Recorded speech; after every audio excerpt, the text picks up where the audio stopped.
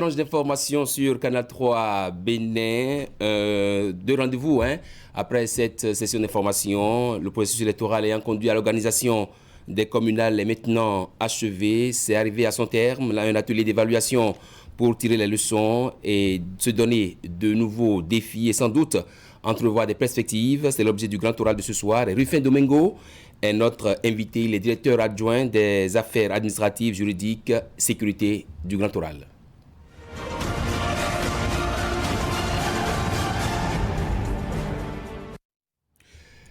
Monsieur Domingo, bonsoir. Bonsoir, monsieur Bienvenue sur le plateau. Je présentais tantôt, vous êtes directeur adjoint des services des affaires administratives juridiques de la Sénat, c'est bien cela. Un atelier à Parakou, pourquoi et pour quelle finalité? Merci, monsieur le journaliste, déjà pour cette invitation.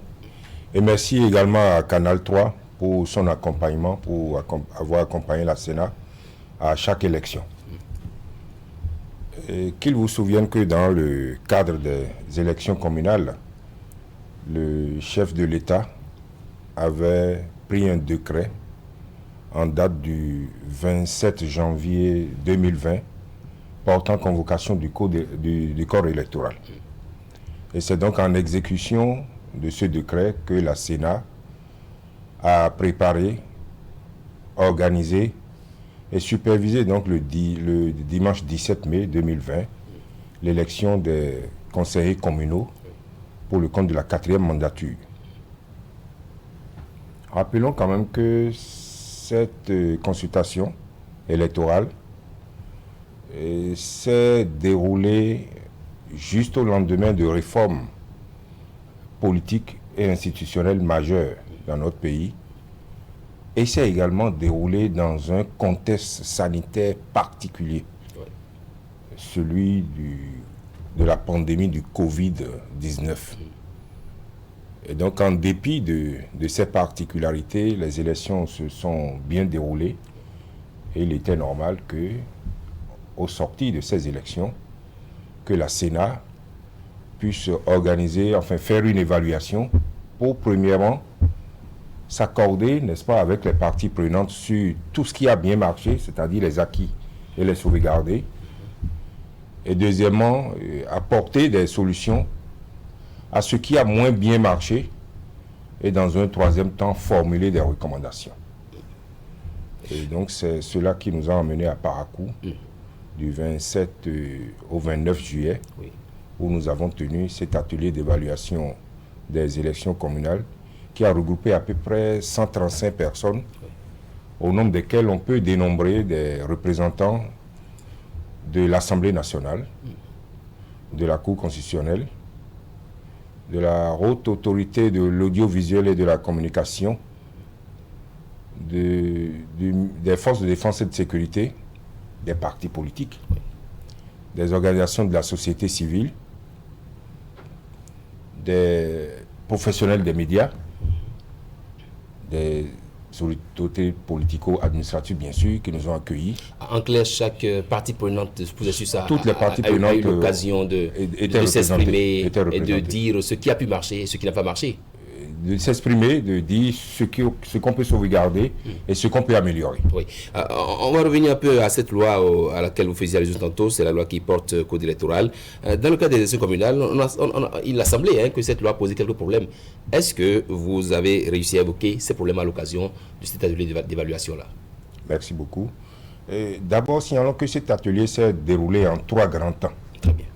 Alors, le premier temps, c'est le temps où la Sénat, à travers ses directeurs techniques, a échangé, a présenté aux participants l'ensemble du processus, partant donc de la conception du chronogramme jusqu'à la centralisation et à la compilation et la proclamation des résultats, en passant bien sûr par la conception des documents électoraux, le recrutement des agents électoraux et la logistique. Ça, c'est le premier temps.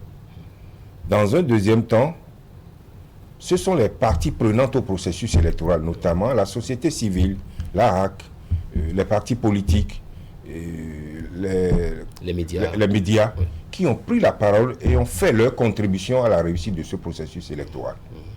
Et dans un troisième temps, les participants se sont répartis, on peut dire en atelier, en groupe, pour travailler sur des thématiques diverses et variées. Et sur l'ensemble de ces 3 temps, il y a eu beaucoup d'échanges assez riches. On a exprimé des préoccupations et on a fait des recommandations. Au nombre de celles-ci, je n'ai pas tout ça de tête, mais je pourrais vous dire que ce qui est revenu de façon récurrente, vous vous en doutez bien, premièrement, c'est la question du seuil de 10% d'éligibilité requis par le législateur au plan national. Les débats ne se sont pas trop appesantis sur cet aspect. Les débats se sont appesantis beaucoup plus sur les 10% requis par le législateur au niveau de la circonscription électorale, c'est-à-dire au niveau de l'arrondissement. Les participants ont souhaité que le législateur puisse alléger ce deuxième niveau, au niveau de la circonscription électorale, pour permettre, n'est-ce pas, aux partis qui satisfont à la première condition de 10% au niveau national de pouvoir, dès lors qu'ils ont un ancrage dans leur circonscription, de pouvoir espérer gagner des sièges. Ça, c'était la première préoccupation. La seconde préoccupation, c'était par rapport au nombre de pièces à fournir pour constituer un dossier de candidature. Les participants ont estimé qu'il y avait trop de pièces à fournir et qu'en revisitant l'ensemble de ces pièces, on pourrait optimiser leur nombre. Par exemple, quand je prends l'acte de naissance, le certificat de nationalité, le casier judiciaire et le certificat de résidence, ils pensent qu'on peut trouver un bon compromis sur ces 4 pièces et que seulement 2 puissent être valables pour représenter les 4 pièces que je viens de citer. Donc les échanges ont été faits autour de ces préoccupations. Et ensuite, la troisième préoccupation, c'est le volume de dossiers que reçoit la Sénat. Vous n'êtes pas sans savoir qu'il est imposé, chaque parti politique devra déposer 1815 dossiers pour les titulaires et 1815 dossiers pour les suppléants. Ce qui nous fait 3630 dossiers au total. Pour les élections communales. Pour les élections communales. Alors, 3630 dossiers à l'intérieur desquels vous avez 8 pièces à vérifier. Et ça, c'est pour un parti multiplié par le nombre de partis qui déposeront des dossiers. Alors, les participants ont estimé que le temps qui est donné à la Sénat pour étudier ce volume de dossiers est insuffisant et qu'il est utile et important de réviser ce temps, de mettre un temps supplémentaire pour permettre à la Sénat de mieux faire son travail. Ensuite, les participants se sont préoccupés de l'exigence que le législateur a fait au candidat. Le législateur fait au candidat l'exigence de savoir lire et écrire en français. Alors, à ce jour, la Sénat ne sait pas mesurer ça. Comment sait-on que quelqu'un sait lire et écrire en français? C'est en lui demandant de faire une déclaration sur l'honneur ou c'est en lui demandant de produire un diplôme? Si c'est le second cas, lequel des diplômes voulez-vous qu'il produise? C'est le CEPE? C'est le BEPC? C'est le bac ou bien plus? C'est juste montrer qu'on a fait du CI au CME tout au moins. Il n'y a pas de précision au niveau de la loi, donc les participants ont souhaité quand même que des précisions soient apportées un peu dans ce sens pour que les études soient plus faciles pour la Sénat dans la suite. Voilà grosso modo On voit bien, quand on fait le point des recommandations, qu'il y en a quand même qui demandent forcément que le législateur soit saisi. Est-ce que vous êtes allé également, vos réflexions sont dans ce sens aussi? L'atelier de Parakou, le rapport général de l'atelier a été lu sur place, amendé par les participants et adopté.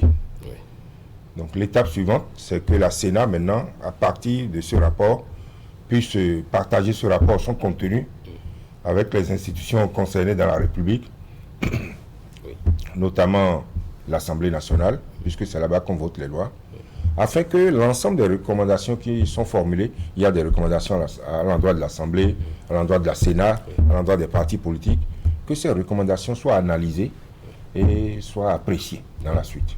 Est-ce que dans la perspective des prochaines, de la présidentielle qui s'annonce là, est-ce que vous avez également essayé d'analyser un peu, de faire le parallèle entre ce qu'on a vécu pour les communales et ce qui pourrait se présenter à nous pour la présidentielle? Je vais faire allusion par exemple au cas de parrainage. Est-ce que ça a été l'objet de votre discussion? Nous n'avons pas évoqué ces sujets. Donc, on s'est focalisé sur l'organisation des communales et sur la participation des uns et des autres à la réussite de ces élections. J'ai envie de savoir si ces ateliers sont souvent récurrents à la fin de chaque processus électoral. C'est prescrit, c'est dans la loi. Donc, après chaque élection, la Sénat a l'obligation de faire une évaluation, de produire un rapport. Donc, l'atelier d'évaluation, enfin, la production du rapport vient concomitamment à l'atelier d'évaluation. Voilà. Le rapport ayant été produit, qu'est-ce qu'on peut en attendre aujourd'hui? Est-ce que vous avez déjà produit des rapports qui ont automatiquement été analysés, qui ont vraiment porté leurs fruits après les avoir remis aux instances concernées? Oui, l'étape qui suit, c'est de présenter maintenant le contenu de ces rapports aux institutions concernées, qui, dans une première étape, font l'analyse des recommandations et déclenchent un processus, le cas échéant. D'accord. Voilà. Monsieur Domingo, c'est vrai, la Sénat a été installée ça a 25 ans. Est-ce que vous avez prévu des activités dans ce sens aussi pour commémorer les 25 ans d'existence de la Sénat? Alors, à Parakou, au vu du contenu des communications qui ont été délivrées par les directeurs techniques de la Sénat, les participants ont souhaité que la Sénat puisse envisager l'organisation de journées portes ouvertes afin de permettre à nos autres concitoyens de mieux comprendre les processus électoraux. Et en même temps, puisque la première Sénat a été installée au Bénin en 1995, cette année, ça fait donc 25 ans, les participants ont espéré, enfin, ont souhaité que la Sénat puisse faire d'une pierre deux coups. Donc, entre ces journées portes ouvertes et les 25 ans d'existence de la Sénat au Bénin. J'avoue qu'en interne, les réflexions sont en cours. Aucune décision n'est encore prise. Et dès qu'il y aura des précisions, vous serez informés. Je rappelle que vous êtes chargé également du patrimoine électoral.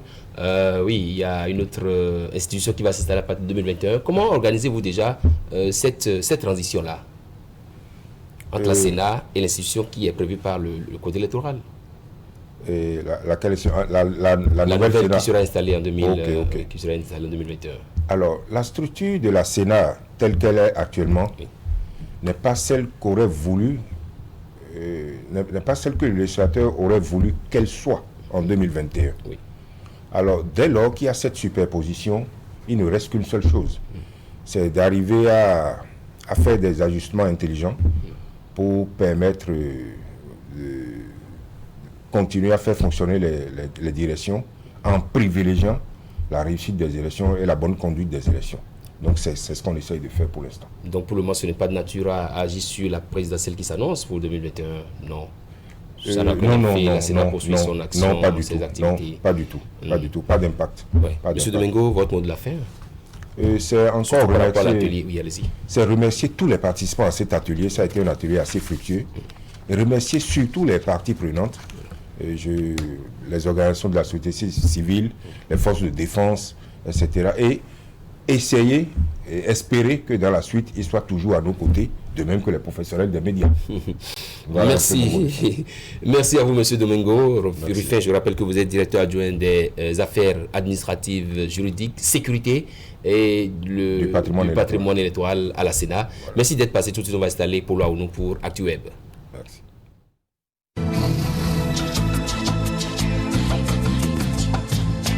Vous aimez la qualité, vous exigez la finesse. Pour tous vos travaux en impression, flyers, affiches, dépliants, brochures, calendriers, facturiers, faire-part, carte de mariage, carte de visite et vos travaux en sérigraphie. Une seule adresse, l'imprimerie du groupe de presse Fraternité qui vous propose des prix défiant toute concurrence. Imprimerie Fraternité, c'est une équipe dynamique avec du matériel de dernière génération capable de vous produire en quantité, qualité et avec célérité. Imprimerie Fraternité, nous sommes situés à Ménotin dans l'avant de la station Sonacop. Contact 97 60 79 34 95 34 10 47. À l'imprimerie du groupe de presse Fraternité, la qualité est garantie.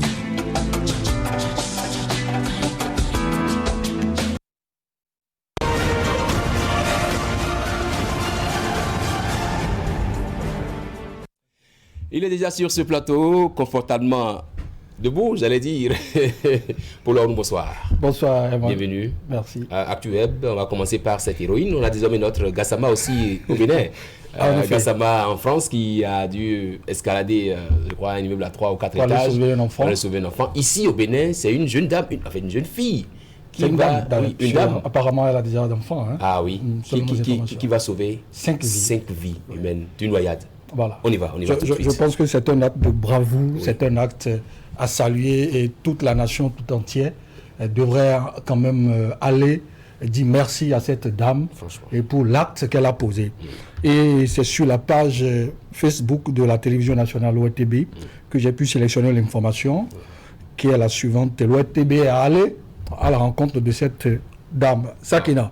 L'histoire de Sakina, l'héroïne de Woria, n'a pas fini de révéler tous ses contours. L'adage dit tel père, tel fils, mais dans le cas d'espèce, on dira tel père, telle fille. Pourquoi?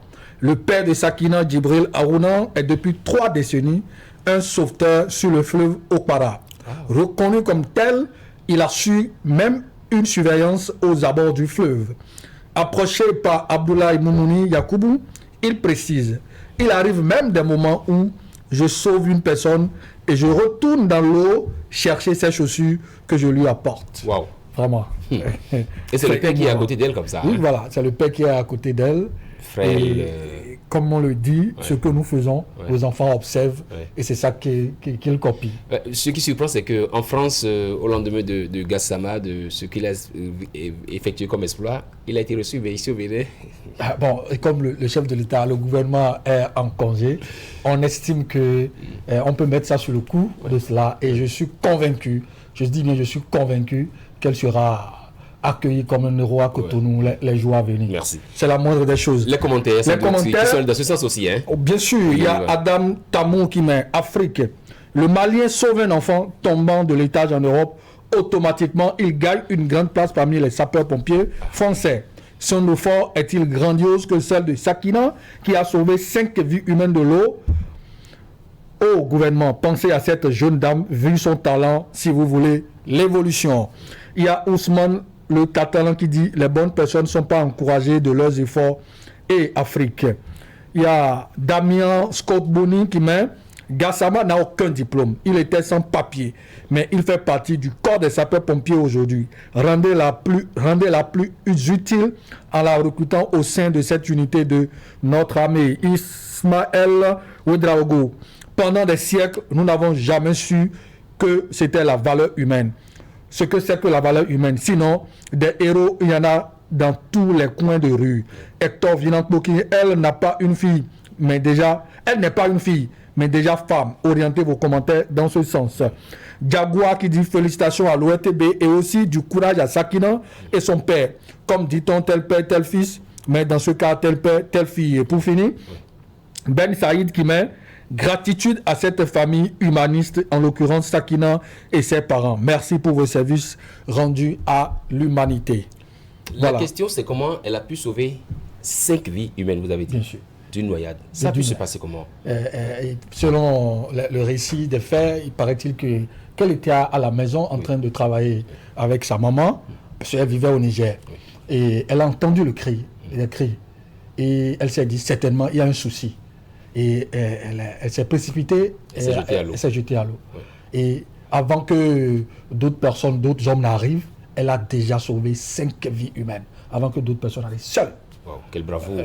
C'est d'abord le courage. Quel bravo. Le courage et la volonté de sauver des vies humaines. C'est-à-dire, elle se disait, voilà des gens en difficulté. Il faut que je les sauve. Oui. L'acte est vraiment à saluer. Et à enseigner même dans les écoles. Tout à fait, tout à fait. On va passer à un autre sujet. C'est vrai que cette fois-ci, on fait un peu, on pose nos valises dans le milieu showbiz. Bien sûr. Ivoirien. Un jour pour jour que Arafat DJ est mort. Les Chinois pensent, comment vous appelez ça, les Daishikan. Les Daishikan pensent toujours à lui. Ah bien sûr, vous savez, c'est la preuve que c'est vraiment une légende. Et DJ Arafat, ça fait 1 an qu'il est parti, mais c'est comme si c'est aujourd'hui, quoi. Vous allez sur le net et partout à Abidjan, ça se célèbre avec faste. Et c'est ce que nous avons fait un tour sur la page First Magazine et nous avons vu un message de sa femme, son épouse, Carmel, qui a mis ceci. Oui, on y va. Coucou mon cœur, aujourd'hui, j'ai été dans le quartier où tu as grandi pour faire des dons en ton nom. J'ai été super bien accueilli. J'ai rencontré le chef du village et les anciens, tes amis d'enfance, les mamans qui t'ont élevé, le directeur de l'école où tu as fréquenté. J'ai aussi visité le Nangélé, le maquis de feu mon beau-père, mon Pierre. Sans oublier les Chinois de Yopougon et ensuite d'Angré. J'ai été rempli d'émotions. Ça fait plaisir de voir que tu as autant aimé. Merci de toujours guider mes pas. Je t'aime, mon ange. Repose en paix. Ouais. J'ai eu la chair de poule en lisant ce texte-là. C'est émouvant. C'est comme si Didier Arafat est vivant. Oui. C'est comme si elle envoie un message à quelqu'un qui aussitôt va lui répondre. Moi, franchement... que Dieu apaise le cœur. J'imagine les commentaires qui ont suivi ces il y a des milliers de commentaires. Nous avons sélectionné quelques-uns. Il y a Folong Zhang qui met « Oh Kamen, tu es un amour. Arafat a fait le bon choix. Merci de l'avoir rendu heureux, père, époux, fier dans les derniers instants de sa vie. » Il y a un autre commentaire désobligeant. Et Folong qui dit « Si elle aimait Arafat, elle n'allait pas s'exposer sur les réseaux sociaux en mode poclé. Moins d'un an seulement. C'est une vraie hypocrite, cette fille. Aucune personne intelligente pourra tomber dans ces jeux d'hypocrisie actuellement. Je répète, personne intelligente. Lorraine Kouadjo qui met Yako Carmel. Si nous avons autant mal, j'imagine toi, ta douleur. Il y a Yannick Procureur qui met merci pour cette grande et belle manière de rendre hommage à cet artiste Arafat. Continue sur cette lancée. Dieu veille sur toi. Ramat Ichegré. Didier Arafat, l'artiste incontournable. Il s'est inspiré de la démarche des singes, puis il a créé Pangor. Un son qui a cartonné dans toute l'Afrique. Qui continue de cartonner. Bien sûr, grâce aux grimaces des singes, il a inventé Roukas, Casse, le monde entier danse. Edith Passou qui met merci pour tout malgré ton jeune âge. Tu es rempli d'amour pour lui, de sagesse et de force. Que le Seigneur te garde sous ta protection divine. Arafat avait fait un bon choix en te choisissant. Il est malheureusement allé très tôt, qu'il ne regrette certainement pas depuis l'eau de la repose en paix. Courage à toi, sublime beauté. Kamen, Dieu te bénisse au centuple, ma fille. Un tout dernier commentaire. Oui, Bintou Savar qui met Carmen, tu as en toi une part du Daichi. Aujourd'hui, je réalise que c'est ta présence qui a permis aux Ivoiriens de faire leur deuil. Dieu te facilite cette lourde épreuve qu'il t'a imposée et qu'il te donne longue vie pour voir votre fille grandir et t'accorde un ménage heureux. Merci. Très bien. Voilà. Ah oui, Didier Arafat. Voilà. Didier. Père l'âme de l'artiste. L'artiste ne meurt jamais. Surtout Arafat, il restera toujours dans la mémoire des Chinois. Tout à fait. Bien sûr. Des Daishikan. Le Daishi. Alors, très bien, on va passer à un autre sujet. Il s'agit du Bénin qui caracole en tête sur 76 pays évalués par la Banque mondiale au sujet de la transparence des données de la dette. Bien sûr, le Bénin. C'est une très bonne nouvelle. Oui, bien sûr, c'est une très bonne nouvelle. Et ça s'accumule, les bonnes nouvelles. Ça s'accumule, les performances. C'est la preuve que ceux qui sont à la tête du pays aujourd'hui font un travail minutieux, un travail rigoureux. Et vous savez, quand ce que vous faites est bien, ce que vous faites, vous le faites, j'allais dire, dans la rigueur. Vous n'avez que la récompense. Il y a que les autres pour l'apprécier aussi. Voilà. Et c'est sur la page du gouvernement que nous avons eu le communiqué du ministère de l'économie et des finances relatif au classement du Bénin en tête de l'évaluation des pays de l'Association internationale de développement IDA en matière de transparence des données de la dette. Et bon, on n'a pas le temps de lire tout le communiqué. Oui. Mais si vous le permettez... Si vous le voulez bien, on a déjà apporté l'information. Voilà. On va lire les commentaires si vous voulez, oui. Voilà. Trésor le précieux qui met « Je félicite le gouvernement de mon pays à travers son ministre des Finances. Un jeune talentueux, compétent, dévoué et qui est maître dans son domaine. Poursuivons le travail, le meilleur reste à venir. » Il y a Atakoun Thomas qui met bravo, nous voulons le développement sur le plan économique et le social en particulier. Julien Arrossi qui met à bon 20 points d'enseigne. La lutte continue, Fofo Ro. Daniel Goutte qui met vous endettez sur le dos du pays au jour le jour et vous avez même le courage de parler de la transparence de la dette. J'ai honte à votre place. Samuel de Miché qui met cher gouvernement, payez le mois de juillet aux aspirants du primaire qui, depuis hier, ont repris les chemins de classe car ils en souffrent énormément. Bon nombre d'entre eux ont émigré loin de leur localité de vie habituelle. S'il vous plaît, pensez-y. Je crois que lui, il a profité pour lancer un appel au gouvernement. Voilà. Et l'espèce qui n'est pas tombé dans le dessous, qui va sans doute donner... Qui aura une suite, forcément. Certainement. On passe très rapidement à la vidéo de fin. Oui, une vidéo d'1 minute, c'est... D'Adama Daiko. D'Adama Daiko, un artiste comédien ivoirien. On y va. Je ne bois pas, je ne fume pas. Bon, ce sont certains membres de mon entourage qui boivent. C'est comme un chef d'État africain, quoi. Il ne vole pas, c'est son entourage qui vole. Mes chers amis, ce que vous ne savez pas, quand j'étais encore artiste, mon rêve c'était de mourir sur la scène, comme Molière. Mais depuis que je suis candidat aux élections président, mon rêve c'est de mourir au pouvoir. Comme Félix Houphouët-Boigny, comme Yassine Beyade, comme Oumar Bon, comme Lassana Nako, et il y en a qui sont sur la liste d'attente. C'est pas vrai.